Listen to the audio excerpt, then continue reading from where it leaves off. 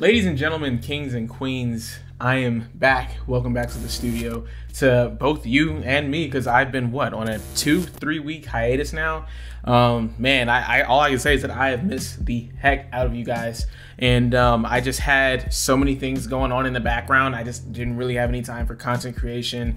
I was working day in, day out for like a solid 2 weeks straight, so I just didn't have the time to get a video out or get a podcast out or anything like that. But we're back at it again. I want to keep this one short and sweet. This isn't going to be one of the cleaner, more neat edited videos that you see on my channel. This is going to be a quick one because I want to get this information out to you guys as soon as possible. So as you've seen from the title here, we finally got an update on what's happening with the Microsoft lawsuit against the Elite controllers and their stick drift. Now, as a lot of you know, I have suffered from this heavily, and I made a video explaining just how bad of an issue it is and how many people have ran into this issue, especially when Microsoft was touting that this was going to be one of the greatest controllers ever made, and that it had all these upgrades, and that it had all these precision inputs, and that it was so well made. And then people were having issues left and right. They were having issues with their bumpers, they were having issues with their thumbsticks, and they were having issues with the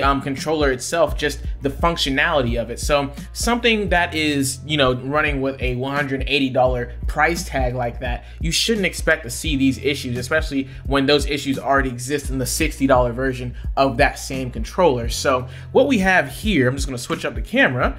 So what we have here is that Microsoft has actually extended the warranties on these controllers, and what they've done is the pressure from this lawsuit has finally made them go ahead and reevaluate what they were doing with the controllers, upgrade the warranties from the 90-day warranty to the 1-year warranty. So anybody that has bought a controller from around the release period, which is around November, you could go into your Microsoft account, register the serial number, and they will upgrade that warranty extension date all the way up to January of next year. I actually did this myself. I don't have my controller with me right now because I just sent it off a couple of days ago. As you can see, this happened around October 15th, but I guess they just kind of kept this under the radar from people because I did not see any information on that. Actually, shout out to one of my commenters on that video. I went and pinned it on that video so that way people could see it, that somebody had let me know that they had done this. And this is what happens when you actually put pressure on these companies, people. And for all the people that were saying in my comments like, oh, this guy just rages, oh, everybody has wear and tear, oh, you probably have crumbs all in your controller, guess what? This is what I use right here to clean my controllers, and it is like some gooey mess that gets inside of all the creases.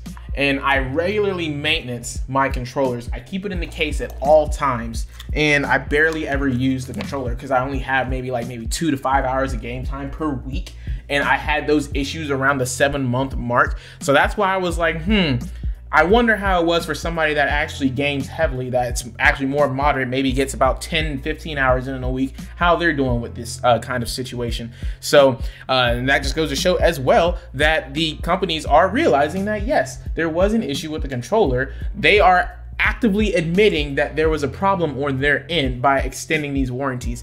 And the second thing about this development that we have here is that any repairs or payments for repairs that were made after the warranty date was expired. So if you sent it in and you had to get the repair done, and I think in my case it was going to be like $112 or something like that for me to get it repaired, if you made that payment to get that controller fixed, they will refund that to you as long as you go onto your account and you make that claim that, hey, I made these payments, I want that back. So make sure you guys take advantage of this. You can probably go ahead and get yourself a brand new controller before the Xbox Series X comes out, and you'll have a nice brand new Elite in your hands.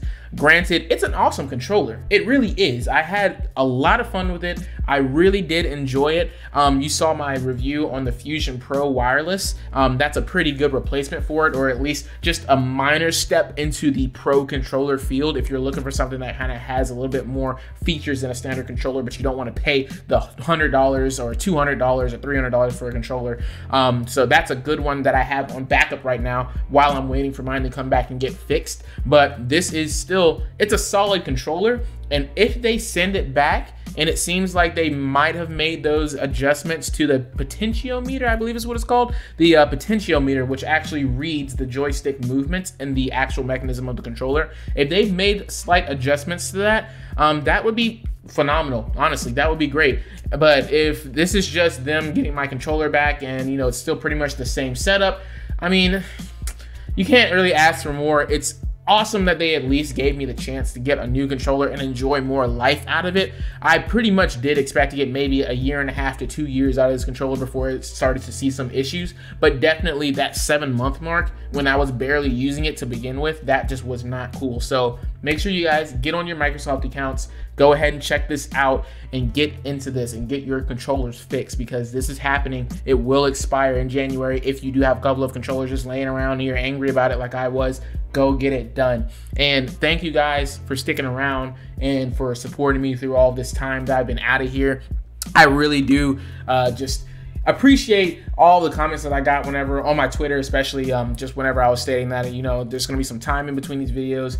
Regular content will go back up on this channel. I'm going to have a more edited, better scripted video that's not as loose as this. That's going to be coming up next week, and the podcast episodes for the dashboard are going to be going up as well. I'm still looking into a few more content creators that want to go ahead and you know, get interviewed, and I could talk to them about their stories, put that up on my podcast channel. And if you guys actually want to be a part of that, don't forget to join my Discord. My Discord is always active. That is the easiest way to get a hold of me outside of my Twitter account, and I will have that in the description below. And as always, just thank you guys. Thank you guys for being my community and for supporting my videos and keeping me going strong. So until the next video, I'll catch you guys later. Peace.